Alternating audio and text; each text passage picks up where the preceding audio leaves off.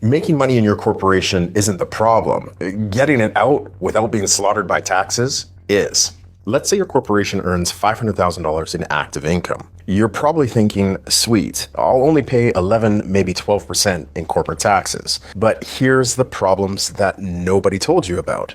If you want to use that money personally, you have to pay yourself a salary, and that could be up to 53.5% personal tax. You could also pay yourself a dividend, and that's going to be 38%, maybe even more. So you end up retaining the earnings in the corp, and it starts to pile up. So the next step is, how do you use that money? Well, you could invest it, but then you find out that if you make more than $50,000 in passive income in like stocks, bonds, GICs, your small business tax rate gets clawed back, and that active income rate jumps up from 12% all the way to 27%.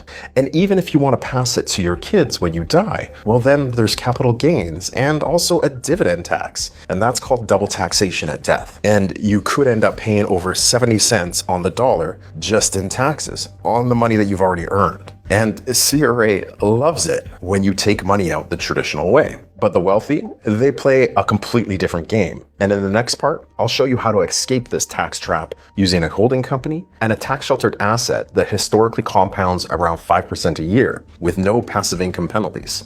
So follow along if you want to learn more, or put the words ready in the comments and let's connect.